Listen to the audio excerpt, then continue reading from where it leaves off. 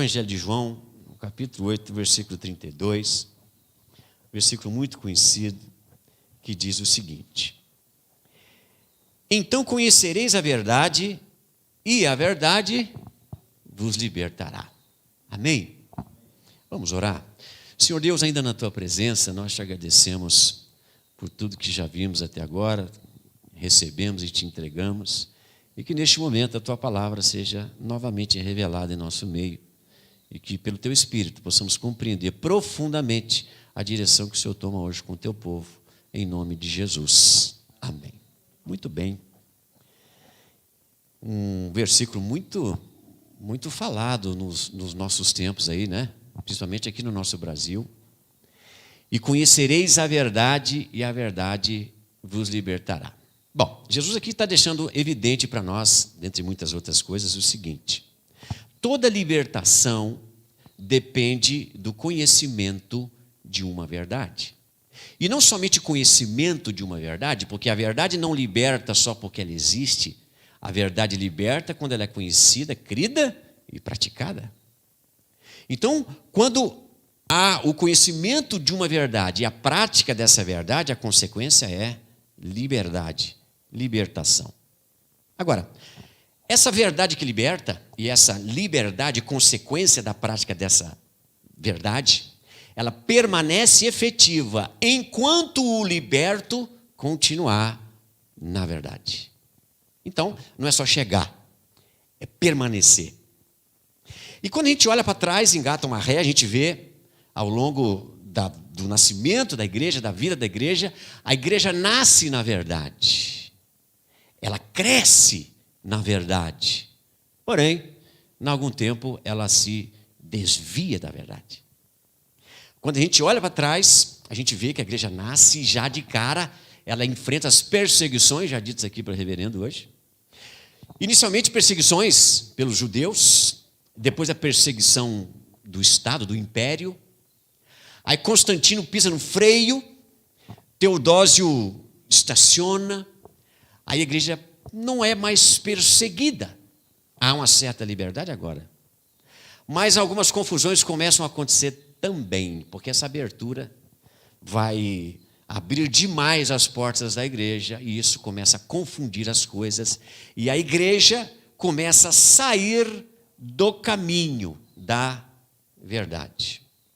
E isso perdura, como a gente sabe, até que então, século XVI, 31 de outubro de 1517, aí Lutero, ele crava as 95 teses na porta da Catedral de Wittenberg, e ali o que nós temos, o start do que então a reforma trouxe para nós até o dia de hoje. E qual era o brado da reforma? Qual o alvo da reforma? O retorno. Retorno ao quê? À verdade, aos fundamentos da nossa fé. Porque uma vez sendo a verdade que liberta, então importa ser livre, e não somente essa liberdade que a gente diz aqui, propriamente dita, mas a verdade que nos apresenta a vontade de Deus, o caminho certo, o que é que Deus pensa, o que Ele almeja, o que Ele detesta, o que é de fato que Deus espera de mim e de você, essas verdades que nos curam, que nos transformam. Aliás, a própria verdade que é definida na pessoa de Jesus Cristo, como está em João 14, versículo 6. Quando Jesus vai dizer: eu sou o caminho e a verdade e a vida. Então, a reforma acontece. E fundamentada ali nos 5 solas, ela vem crescendo e isso muda completamente o quadro da igreja. Então, voltamos às raízes, voltamos às verdades. E é isso que importa. Porém, e hoje? Será que a igreja hoje precisa de uma reforma? Será que nós precisamos de novo de um brado como aquele que aconteceu lá atrás? Será que de fato o que Jesus disse em João 15:7, quando ele vai dizer que se eu estiver em vocês e vocês estiverem em mim, 2 coisas. Não basta somente conhecer Jesus, Mas é muito importante pôr em prática as palavras de Jesus. É aí que a verdade acontece. É aí que a saúde espiritual ocorre. É aí que a gente trafega num caminho seguro, quando estamos e permanecemos no caminho da verdade. Quantas pessoas você deve conhecer que começaram a jornada com você? E hoje, onde elas estão? Pessoas que choraram com você em cultos. Pessoas que dividiram versículos com você. E hoje elas não estão mais no caminho. Eu conheço pessoas que me evangelizaram. E hoje não estão mais no caminho. Estavam na verdade. Deixaram a verdade. Não permaneceram. Desviaram-se da verdade. E é isso que hoje eu acredito que a igreja também precisa voltar em muitas coisas aos fundamentos da reforma. E aí que nós precisamos então fechar para a reforma. Espera um pouco, vamos parar. Olha, nós temos cristianismo hoje, entre aspas, né? Para todo mundo. Eu até brinco assim, o que você faz na vida? Aí eu assalto o banco. Nós temos uma igreja que é só para assaltando de banco. Só falta isso, gente. Fora de série. Tem cristianismo para tudo. Eu discordo da palavra de Deus. Não é bem assim, não. Não foi bem isso que Jesus quis dizer, não. Aí o que quis dizer então? Eu acho que foi isso. Aí vamos lá, agora começar um movimento, eu acho que foi isso. E aí daqui a pouco a gente põe a placa. Igreja evangélica, eu acho que foi isso, e assim seremos. E cadê o fundamento? Fundamentado em quê? Nós temos cristianismos aí fundamentados no evangelho de vovó. Bom, eu me lembro em Barbacena, 1977. Aí alguém chegou em casa dizendo assim, nossa, lá na maternidade nasceu um neném, quando ele nasceu ele já falou. E falou o que ele falou? Ele falou, 1000 passará, 2000 não chegará. Gente, eu vivi de 77 até 2000 nessa influência, nesse terror. Aí eu perguntei para minha avó, mas onde está isso, vó? Ela disse, em Apocalipse. Está escrito isso lá, tá? Fui ver. Por que eu não fui ver? Por que eu não fui atrás? Porque é isso que geralmente não fazem. Não buscam o conhecimento da verdade. E, consequentemente, a prática dessa verdade. Sabe, os reformadores, eles eram de dentro. Eles se levantaram contra irrealidades. Eles se levantaram contra a inverdades.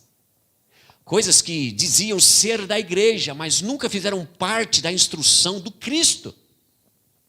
Então, eles se levantaram contra. Lançando mão de quê? Do desejo por verdade. A autoridade que a igreja pregava. Não é isso. A autoridade é a escritura.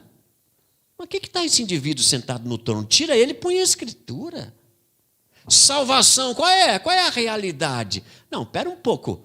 Não é comprando um pedacinho da cruz. Ou ferrugem da arca. Não é por aí. Salvação não é um título que se compra para a família inteira, guarda na gaveta e quando Jesus vier, aí toma aquele susto. Jesus vem vindo, pega. Onde é que nós pusemos a salvação, Senhor? Júnior, onde é que está a salvação? Onde é que o Senhor pôs a salvação? Não é isso. Salvação é uma experiência pessoal, que está aqui muito bem explicada e revelada dentro das Escrituras, que são a verdade, que nunca deve ser desprezada, abandonada, negligenciada ou interpretada de uma maneira que vai ficar mais confortável para aqueles que são confrontados com essa verdade. Aliás, graças a Deus pelo Evangelho que confronta o homem. O Evangelho põe o homem no lugar dele. Outras religiões dizem assim, siga o seu coração. O Evangelho diz assim, não faça isso não, porque o coração é enganoso. Mais do que todas as coisas.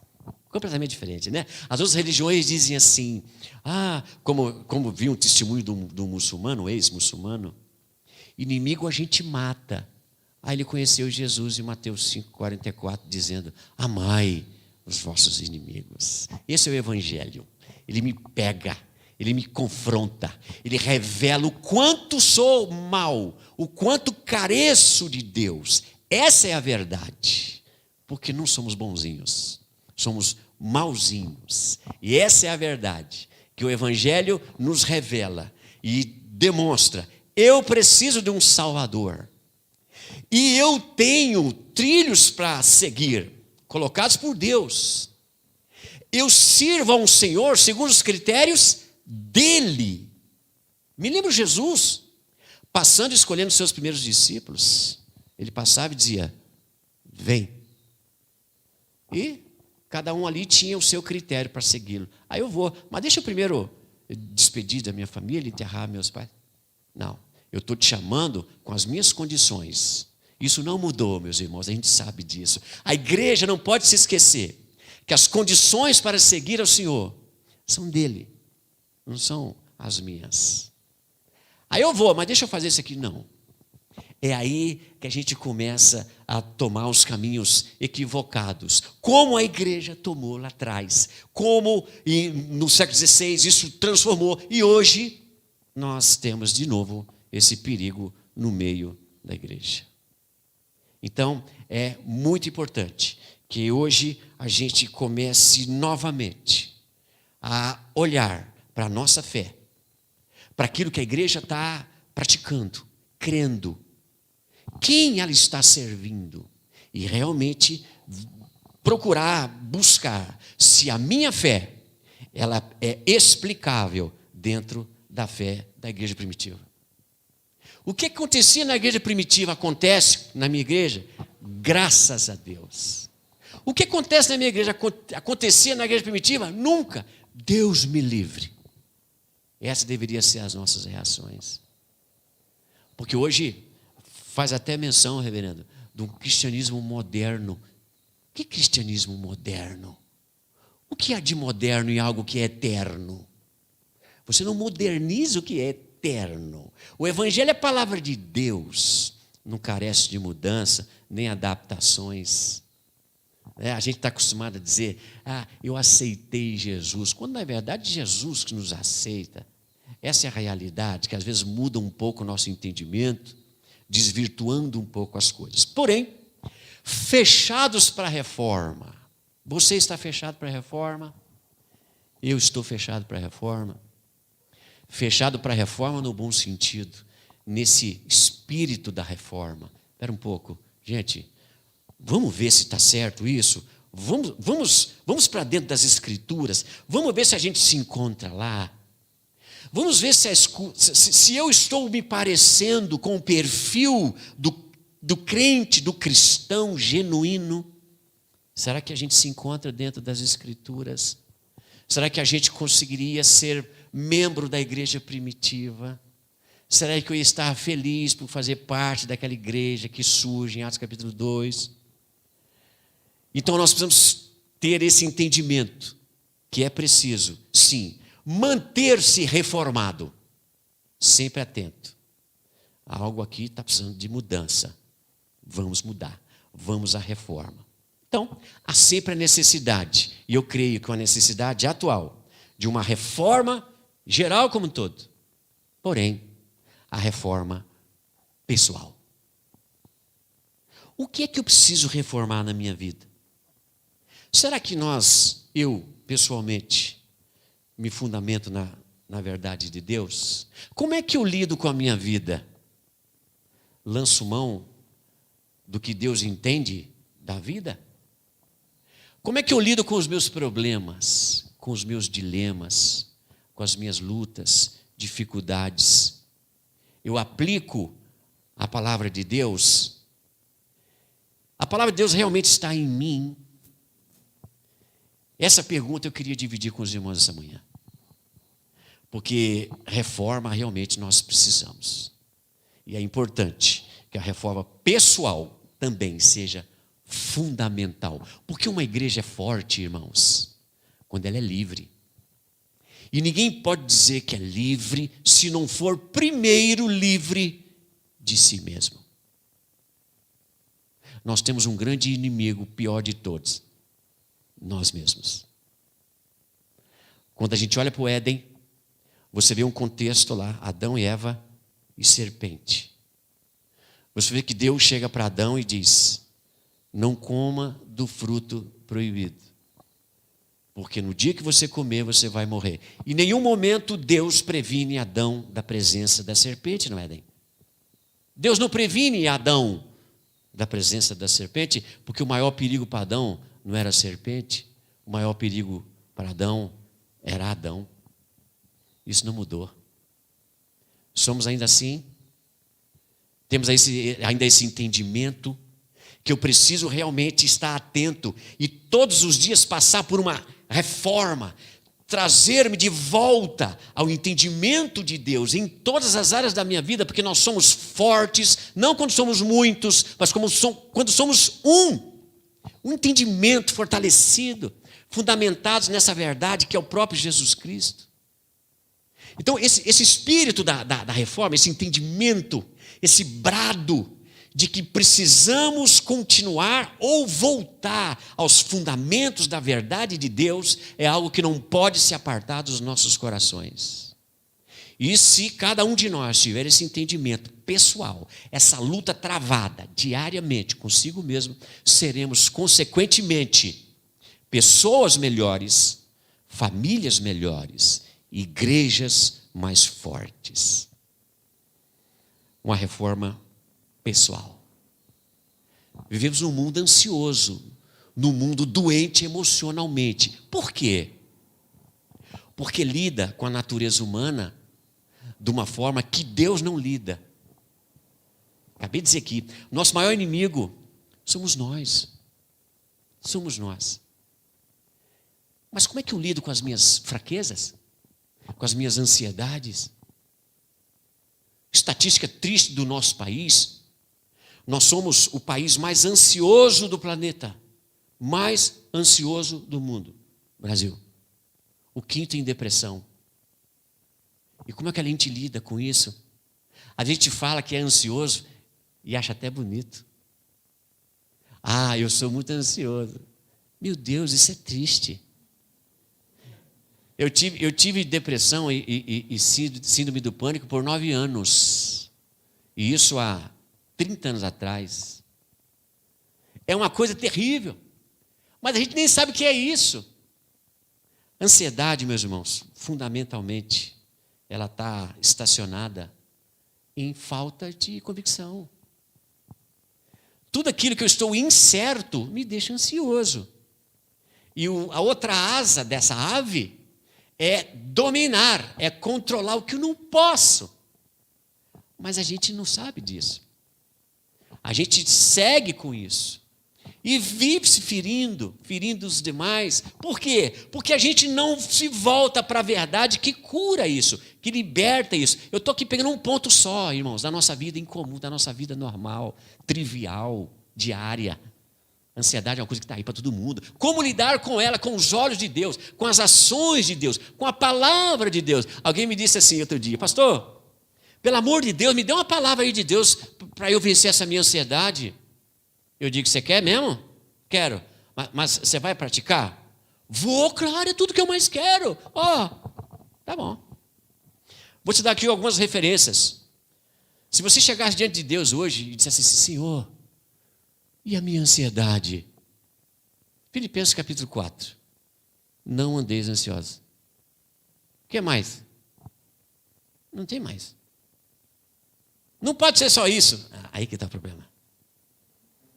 Quando a verdade não me basta, eu quero mais. Mais o quê? Mateus 11, 28 a 30. Vinde a mim os que estáis cansados e oprimidos. 1 Pedro capítulo 5, 18 e 19. Lançai sobre ele toda a vossa ansiedade. São atitudes que eu preciso depositar a minha ansiedade, os meus temores em Deus e não segurá-los, não retê-los. Essa é a verdade, mas é o que eu faço.